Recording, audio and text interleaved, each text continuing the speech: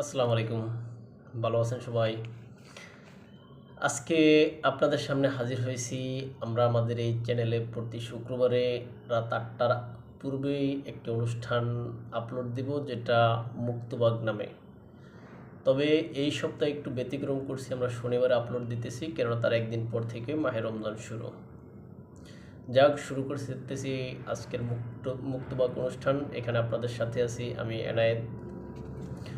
বলতে চাই অনেক কিছু, বলতে পারি না, কি বলিব কি করিব, ভাইবা পাই না। অবশেষে আমি ভাইবা পাইলাম। পরিবর্তন সবাই চেয়েছেন বিদায় কথিত স্বৈরাচারের পতন হয়েছে। নতুন চেয়েছিলেন, নতুন চেয়েছিলাম, কিন্তু এরকম নয়। যেরকম কমিটি প্রকাশ করার সময় নিজেরা ঝগড়াঝাটি করে রণক্ষেত্র পরিণত করেছিলেন মধুর ক্যান্টিন এরিয়া। যাক, মানলাম, ভাবলাম, ধরে নিলাম এরকম সিচুয়েশনে বা এরকম পরিস্থিতিতে এরকম একটু একটু ঘটনা ঘটতেই পারে। কিন্তু বন্ধু জুবায়ের সওদাগরের যে ফেসবুক পোস্ট আছে, সেটা আমি কিভাবে খণ্ডন করব? যিনি লিখেছেন, এই দেশে হয়েছে যত কিছু মহান চিরকল্যাণকর, অর্ধেক তার করিয়াছে দাবি, অর্ধেক তার দাবিয়ান। বুঝতে পারলাম না কেন তিনি কবি কাজী নজরুল ইসলামের অর্ধাঙ্গী কবিতাটিকে এভাবে নকল করিয়াছিলেন। খানিক বাদে যখন সোশ্যাল মিডিয়ার কল্যাণে নাগরিক কমিটির পদতালিকা দেখিলাম, বুঝতে পারলাম তিনি সঠিক বলিয়াছেন। কেননা ডাবিয়ানের বন্যায় চবি জবি খুবই মাদ্রাসা সবই ডুবে গিয়েছেন। অর্থাৎ নেতা বানানোর এক কারখানা হলো ডাবি। তাই তো উপদেষ্টা নাহিদ ইসলাম যখন শপথ গ্রহণের পর জগন্নাথ বিশ্ববিদ্যালয়ে গিয়েছিলেন, তার সহযোগীরা তখন তাকে সামনে রেখেই স্লোগান দিয়েছিলেন, ১ ২ ৩ ৪ সব শালারা বাটফার, আবার ভাইয়ের জানাজায় নাহিদের আসে না, ইত্যাদি ইত্যাদি। হয়তো তখন তাদের ভিতরে খুব হতাশা বা ক্ষোভ কাজ করেছিল, হয়তো তার ওই প্রতিফলন তারা উপদেষ্টা নাহিদ ইসলামকে সামনে পেয়ে তার প্রতিফলন ঘটিয়েছিলেন।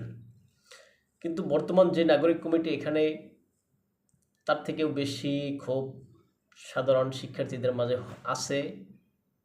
এখানে হয়তো বিভিন্ন প্রাইভেট বিশ্ববিদ্যালয়গুলো বঞ্চিত আছে।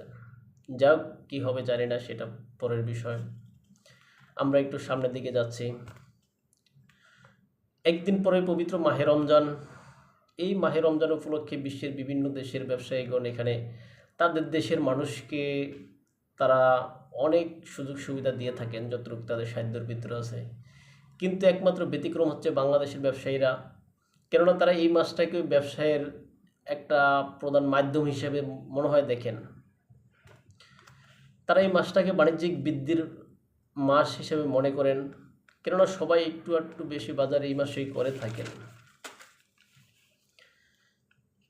ব্যবসায়ীগণ এই সুযোগে তখন প্রচলিত দামের থেকে বেশি দাম নিয়ে থাকেন, পণ্যের বেশি দাম নিয়ে থাকেন। তাই তো রাজধানীর বিভিন্ন জায়গায় সয়াবিন তেলের আকাল। ক্রেতা সয়াবিন তেল কিনতে গিয়ে পাচ্ছেন না।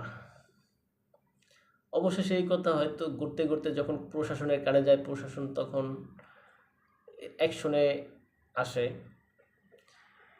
তখন কয়েক জায়গায় ভ্রাম্যমাণ আদালত পরিচালনা করে। তখন প্রশাসনের পক্ষ থেকে জানানো হয় যে পর্যাপ্ত পরিমাণ তেল মজুদ এবং সরবরাহ থাকা সত্ত্বেও অসাধু ব্যবসায়ীগণ এটাকে নিয়ে কারসাজি করছে।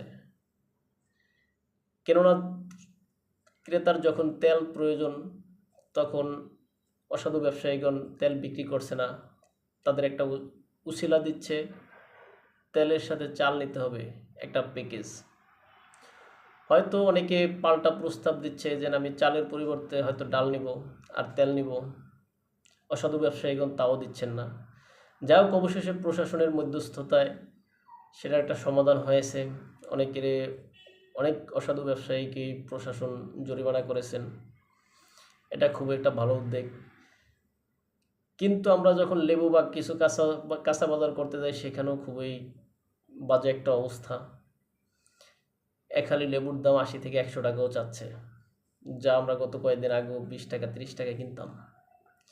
আশা করি প্রশাসন এই বিষয়টাও একটু নজর দিবেন, সবাই সুন্দরভাবে পবিত্র মাহে রমজানের পবিত্রতা রক্ষা করবেন, এই আশাবাদ ব্যক্ত রেখে আজকে আমাদের মুক্তবাক অনুষ্ঠান এখানেই শেষ করলাম। ভালো থাকবেন সবাই, আর আমাদের চ্যানেলটা লাইক, কমেন্ট এবং সাবস্ক্রাইব করবেন, আপনাদের বিজ্ঞ মতামত আমাদেরকে জানাবেন। ভালো থাকবেন সবাই, আসসালামু আলাইকুম।